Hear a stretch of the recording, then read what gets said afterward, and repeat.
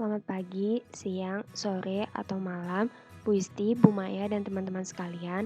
Perkenalkan, kami dari kelompok 6 dengan anggota Devi 1041803, Yasmin 1061807, Aisyah 1041801, Ramdhani 1041903, dan Meiriza 1301902.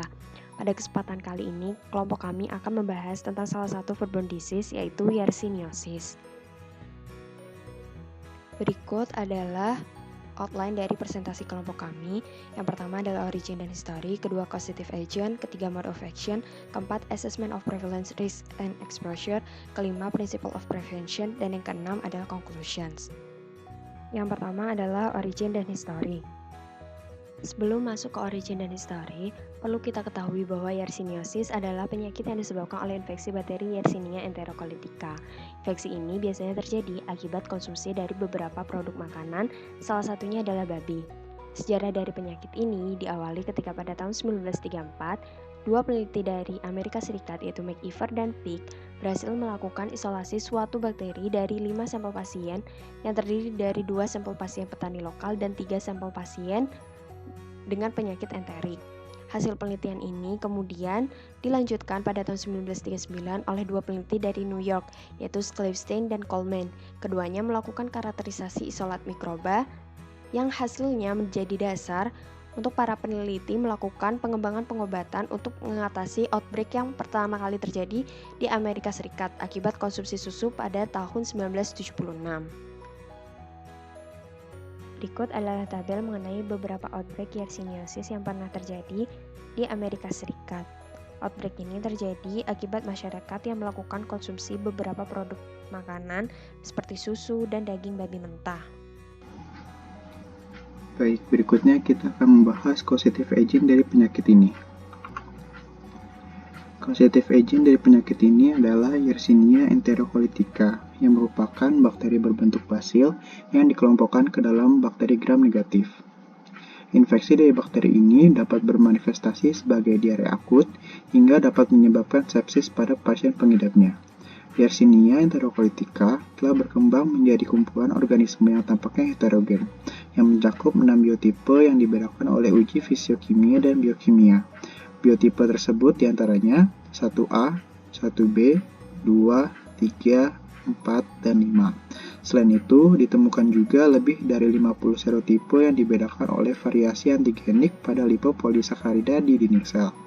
Di antaranya seperti serotipe O5, O6,3, O6,31, O7,8, O10, serta strain O9 typable yang merupakan serotipe yang paling sering diisolasi. Virulensi dari biotipe patogen, yaitu biotipe 1B dan biotipe 2 hingga 5, dikaitkan dengan adanya plasmid virulensi berukuran 70 kilobasper yang sangat terkonservasi, disebut PFV atau PCD, serta terdapat gen kromosom tertentu. Fungsi utama dari PFV adalah sebagai plasmid anti-host yang memungkinkan bakteri yang membawanya untuk melawan fagositosis dan lisis yang dimediasi komplement, sehingga memungkinkan mereka untuk berkembang biak secara ekstraseluler di jaringan.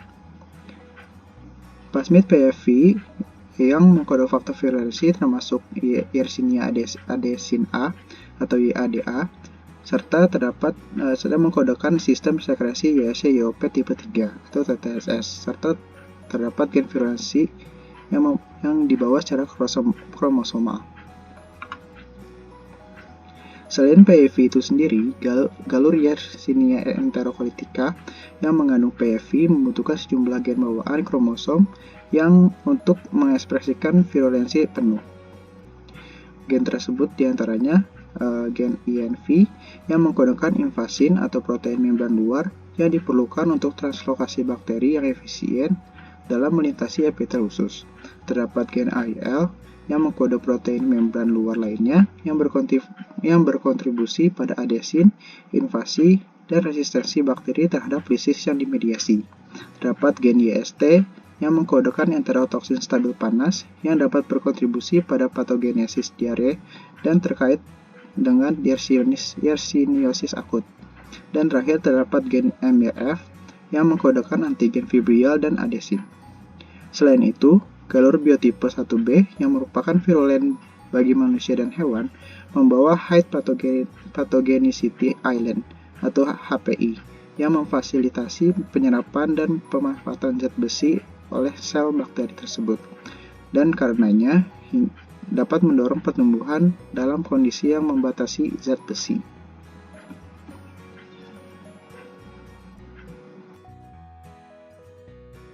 Selanjutnya kita akan membahas mode of action dari Yersinia enteropolitica. Jalur masuknya Yersinia enteropolitica yang paling umum adalah melalui kontaminasi makanan dan minuman. Yersinia enteropolitica masuk ke dalam tubuh dan beradaptasi dengan membentuk struktur antigen permukaan berupa outer membran protein yang diekspresikan oleh gen AIL pada suhu 37 derajat Celcius sesuai suhu di usus tubuh manusia.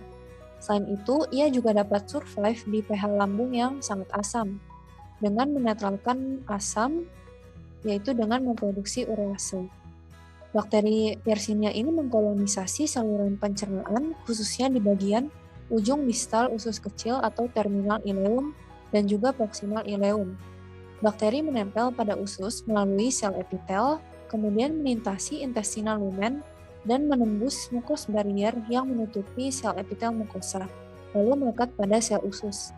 Ini yang disebut dengan tahap pelekatan atau adesi. Bakteri dapat melekat dengan cara mengekspresikan fimbrial adhesin oleh gen kromosomal MYF atau mucoid Yersinia fibrillae. Kemudian, makrofag submukosa memfagositkan bakteri. Bakteri pun lalu diangkut oleh makrofag sehingga dapat bermigrasi ke dalam sistem limfatik dan mencapai nodus limfa atau MLN, mesenteric lymph nodes. Alternatif lainnya, setelah melekat di sel epitel, bakteri juga dapat ditelan oleh sel M dari Peyer's patches dan kemudian dimanfaatkan bakteri untuk membentuk koloni dan bereplikasi. Sel bakteri ditempatkan di MLN dan sama-sama dapat membentuk mikrokoloni untuk memungkinkan dia melakukan replikasi. Hal inilah yang memicu inflamasi yang menyebabkan sakit perut. Lalu bakteri dapat menyebar secara sistemik melalui aliran darah ke hati dan limfa. Yersinia enteropolitica membutuhkan densitas sel yang cukup tinggi, yaitu 10⁻7 sampai 10⁻9 sel untuk menginfeksi sel ini. Selanjutnya di gambar ini merupakan patogenesis lebih rinci untuk jalur masuknya Yersinia melalui sel M dari Peyer's patches. Yersinia dapat masuk ke sel M dan sel epitel karena bantuan dari protein invasin dan juga protein YADA yang diekspresikan oleh plasmid PYV. Kedua protein ini berinteraksi dengan reseptor beta-1 integrin dari sel inang sehingga membantu bakteri masuk ke sel dengan mekanisme zip ring. Di sel M, Yersinia dapat difagosit oleh makrofag, namun makrofag tidak melakukan fagositosis dan mendegradasi bakteri, karena Yersinia ini memiliki mekanisme pertahanan dari fagositosis, yaitu ia dapat menghasilkan protein YOP efektor yang melawan mekanisme pertahanan fagosit. Terdapat protein YOPH, YOPT, dan juga YOPE. Lalu terdapat juga protein yang dapat mencegah pengeluaran sitokin atau chemoattractant untuk pemanggilan neutrofil oleh makrofag dan dilakukan oleh ketiga protein YOP yang tadi disebutkan. Selain itu ada juga YOPP yang juga mencegah inflamasi dengan menghambat produksi TNF-alpha. Sehingga Yersinia bisa bertahan dalam makrofag dan bereplikasi, lalu diangkut oleh makrofag sehingga ia menyebar secara lokal maupun sistemik di tubuh manusia. Selain itu ada juga mekanisme pertahanan yang lain, yaitu pada bagian kanan, Yersinia ini dapat memicu apoptosis makrofag non-inflamatory oleh protein YOPP. Sedangkan terdapat juga YOPM yang juga berperan untuk menginhibisi aktivitas kaskade 1 supaya apoptosis tidak menghasilkan sinyal inflamasi sehingga tidak memicu respon imun adaptif.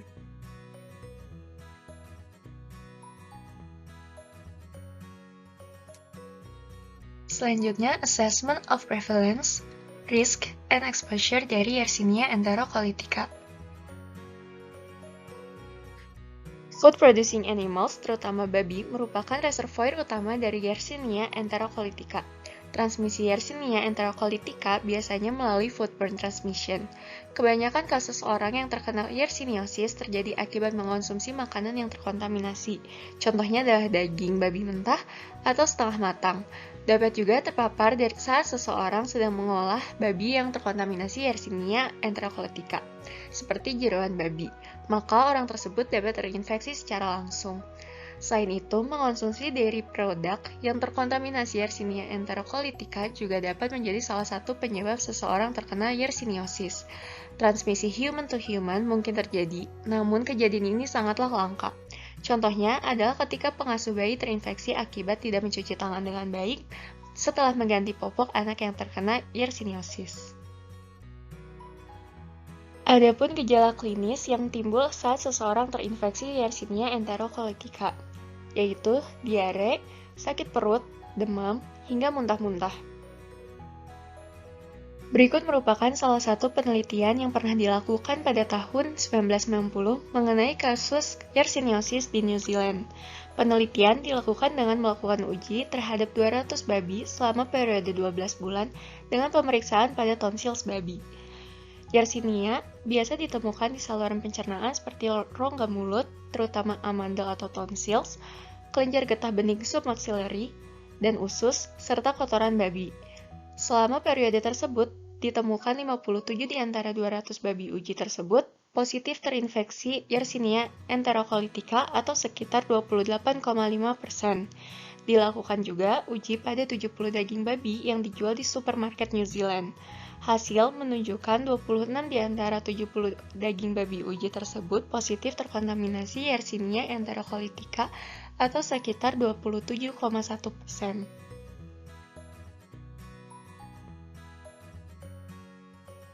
Baik, di sini saya akan menjelaskan mengenai langkah-langkah pencegahan apa saja yang bisa kita lakukan sebelum sebelum menyentuh permukaan makanan ya, atau permukaan untuk mempersiapkan makanan, terutama karena bakteri Yersinia enterocolitica ini kan mengontaminasi daging babi yang masih mentah atau belum matang. Jadi langkah-langkah apa saja yang bisa kita persiapkan? Yang pertama adalah mencuci tangan ya. Jadi dari manusianya terlebih dahulu untuk menjaga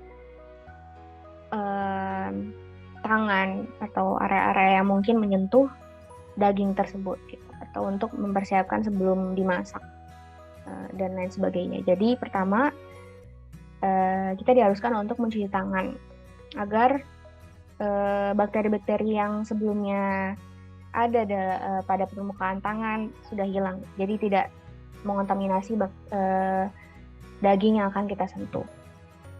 Yang kedua, karena tadi kita sudah mencuci tangan, kalau baiknya juga area permukaan area dapur itu dipersiapkan dengan bersih ya, agar bakteri-bakteri yang sudah ada tidak mengontaminasi makanan yang akan dimasak, makanan yang akan dipersiapkan gitu. Yang ketiga adalah mempersiapkan daging tersebut agar dimasak sesuai dengan temperatur yang optimal ya. Jangan sampai daging tersebut masih belum matang gitu, karena kan dari bakteri Yersinia enterocolitica ini sendiri mengontaminasi daging babi yang pertama belum matang.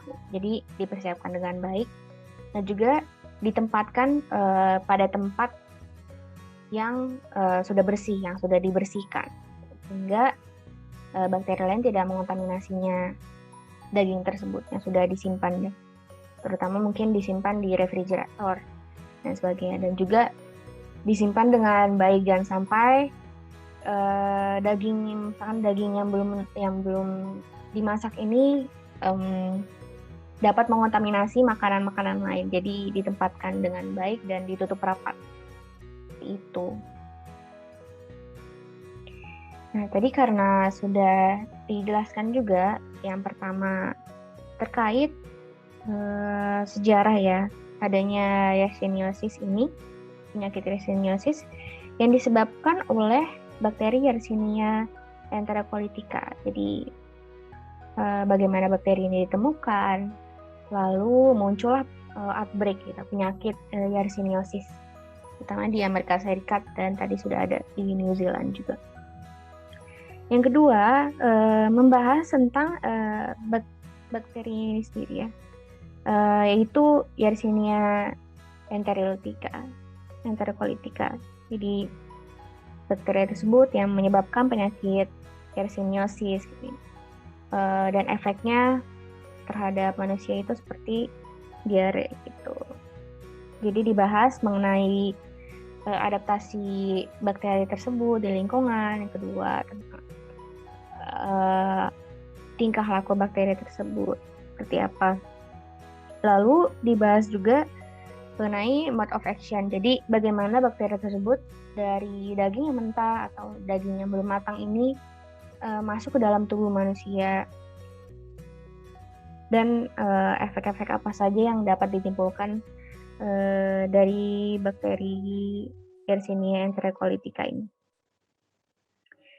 Lalu dibahas juga yang terakhir terkait bukan yang terakhir, yang keempat ini ya, terkait efek atau dampak dari bakteri ini, yang dapat ditimbulkan dari bakteri ini, terutama kasus yersiniosis di New Zealand pada tahun 1990, yaitu menguji sampel sekitar 200 daging babi,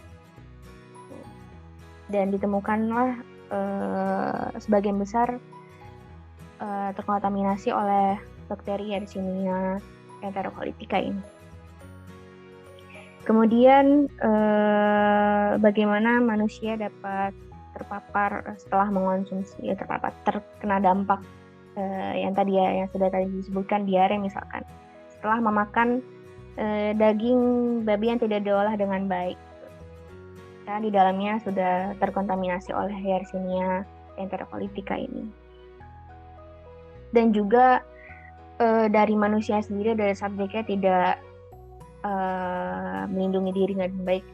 Tadi sudah dijelaskan juga, tidak mencuci tangan dengan baik, kemudian tidak membersihkan area food preparation, kemudian tidak menempatkan daging ini di tempat temperatur yang optimal, dan dapat mengkontaminasi makanan-makanan lain. Seperti itu.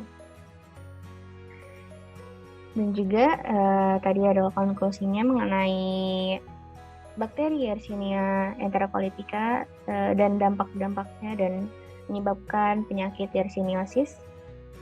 Lalu pada penghujung, inilah referensi yang kami gunakan untuk mengisi presentasi hari ini.